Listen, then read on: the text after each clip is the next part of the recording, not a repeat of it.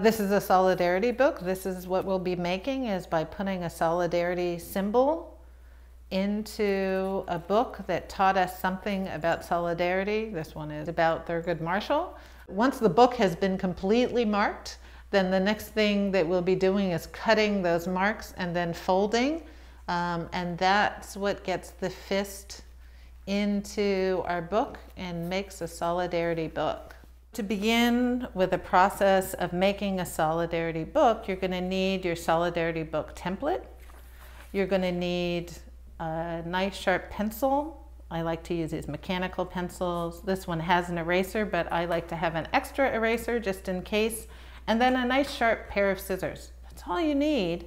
But of course, you need a book that taught you something about solidarity. Now, for the purposes of making a solidarity book, you actually need the book to be at least 280 pages. This book by Zora Neale Hurston is just a little too short, so love this book, but that's not the one. So I turned to some other books that are longer books that I've read, and these ones are well over 280 pages. And the first thing that we need to do when we're working on making the marks is that we need to find the center of the book. And you can just eyeball that, figure out where the center of the book is.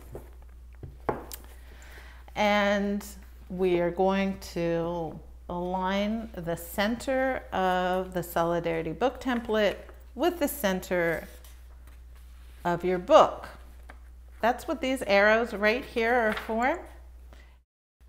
But we want to make sure that we're placing the fist within the height of the book where we want it to be. And this looks a little high to me, so I actually decided that I wanted my fist a little further down. And to make sure that I always keep the fist just where I want it to be, I've then folded this over, folded the template over. You really want to make sure that you have a nice straight fold so that it matches up on this side and it matches up on this side.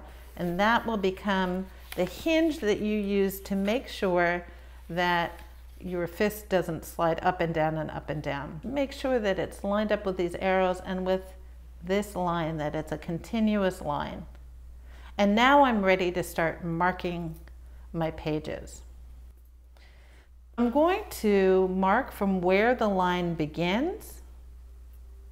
I'm going to make a pretty generous mark, and where it ends, where it begins, where it ends, where it begins, where it ends, begins, and ends. I'm done with that page. And I'm going to move this towards the front cover of the book, go to my next page, fold that over, make sure I'm using the hinge of my fold, make sure that I've lined up the next line so that it goes continuously on the side of the page here. And I'm going to mark that line so I don't do it again, and then I'm going to mark from the top to the bottom. Every time that this line appears, I will have a mark.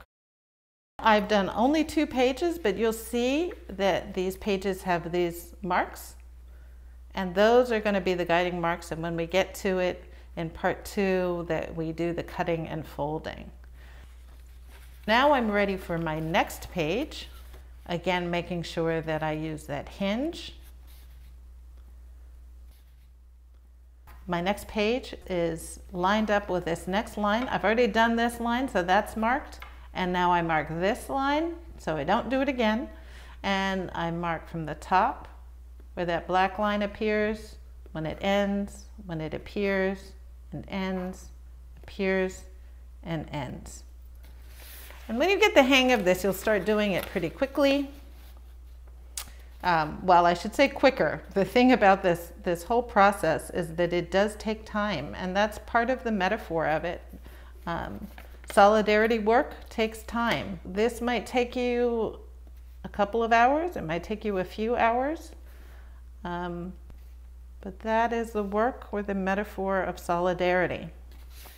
One of the things that we've done in the template is to alternate between gray lines and black lines so that you can kind of keep track of where you are. I just finished a black line, so now I'm moving to a gray line.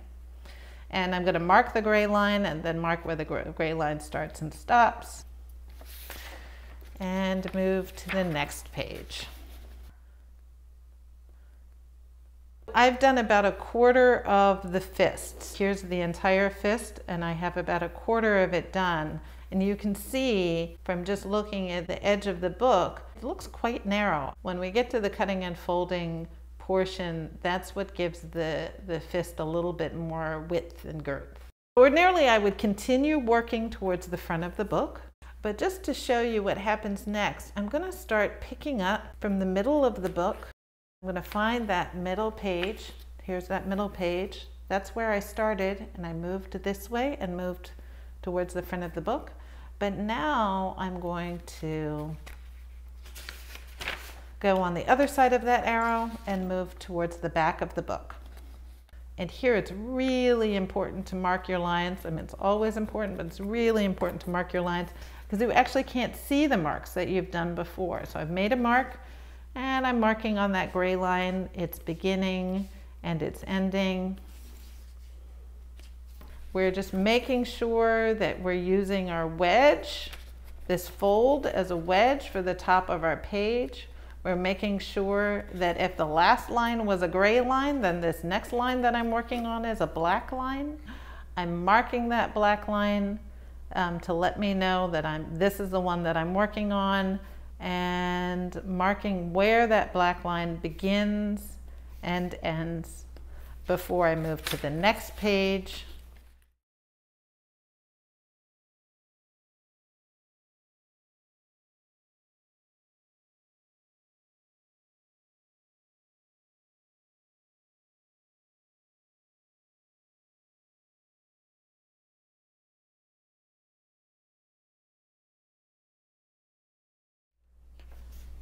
But one of the things that's happening here is that I'm getting close to my gutter.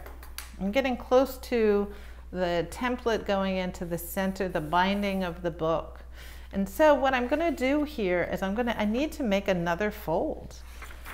I'm just going to take the whole template. This is why it's just cheap paper, and I'm going to fold it like this. And I want to make a nice, even, straight fold again to make sure that your edges match up. And that gives me a little bit more wiggle room to push the template in. You can see I can push my template all the way in, and I'll be able to make that last line without being in the gutter.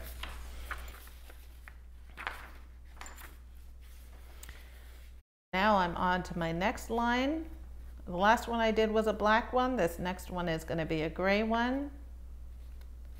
When you're making that fold to avoid the gutter, don't make it too narrow because you need to make enough still to fold over your page, right? You don't want it to be too short because then you don't have enough to push against the top edge of your page. So that's really, really important for this back half of the book.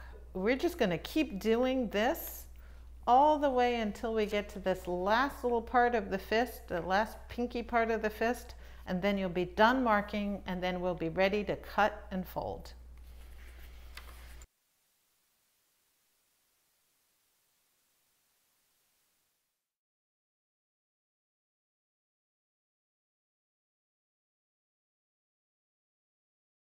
We just have 2 lines left in terms of marking, and after we mark these 2, it feels good to almost be done with the marking, and then the next thing will be the satisfying work of cutting and folding. So we've actually gotten the Solidarity fist into this book. So this book has been entirely marked, and you can just see right on the edges those markings. Again, the fist has been very squashed. And now it's time to cut and fold so we can end up with our Solidarity book. So the first thing we want to do is find the page that's closest to the front of the book that we've marked. Here are my mark spaces. I just have 2 marks here. and I'm going to use very sharp scissors, and I'm just going to cut right to where the margin is. I'm using the margin as a guideline, and the top of the book, the bottom of the book. So I'm always folding to the margin, skip the tab, and then folding. So you're always folding at the top, skipping, folding, etc. You're alternating back and forth, so I'm cutting to the margin, fold the top tab, skip the next tab, fold the next tab.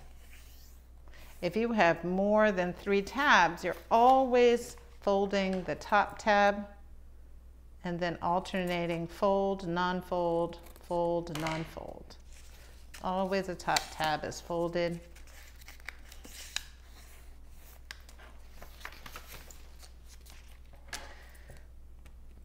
You see here I don't really have a great margin, but I can eyeball it and it'll still work.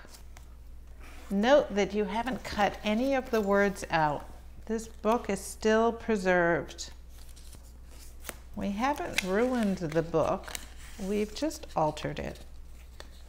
And I think that's a really important part of this, to think about that the book has made an impact on us, and now we are showing that impact. It taught us something about solidarity, and so we're marking the book that way to indicate that it taught us something about solidarity.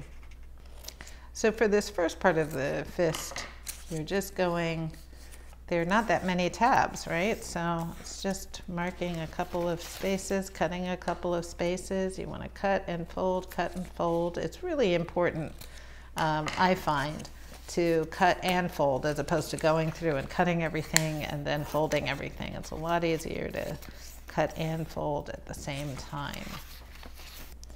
And again, you know, here I don't have the margin, but I can eyeball it. There's a little tiny tab, but it's important to catch all of those marks. So this is a small tab, but you still have to cut and fold it.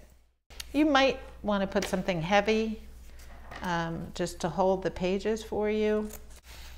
This book has been interesting to go through because it has all of these photographs of people who have really done so much of the civil rights work in this nation. So it's really nice to walk through a book that is not only words but also has some photographs. The Solidarity books will all come together to be displayed on Amherst College's campus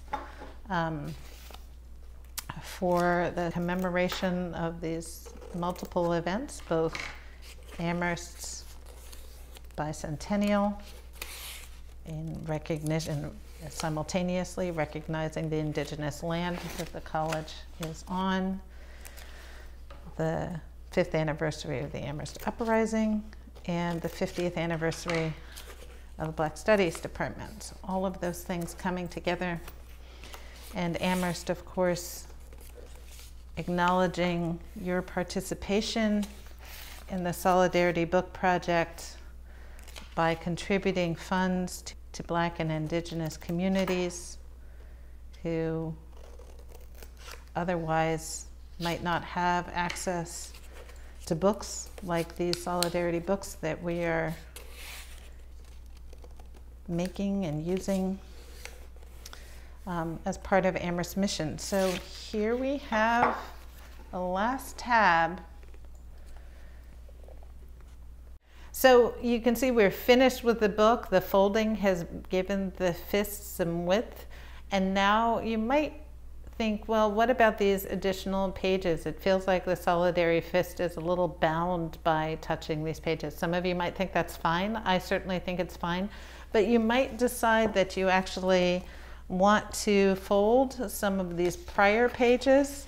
You don't have to have any marks. You're just folding right along the margins. And so you might just fold a couple of pages on either edge so that your Solidarity fist has a little bit more breathing room. You might decide to fold just a few, or you might decide to fold all But you'll see what I mean here. If I folded just a few pages, there's just a little bit of breathing room between the edge of the fist here and where all these unfolded pages are. You might decide to fold all the way to the edge there or all the way to the edge there. It's your choice. But the most important thing is that the fist is there and present as a symbol of what this book has meant to us. And then they'll be in collaboration and in communion with all the other solidarity fists that people make for the exhibition.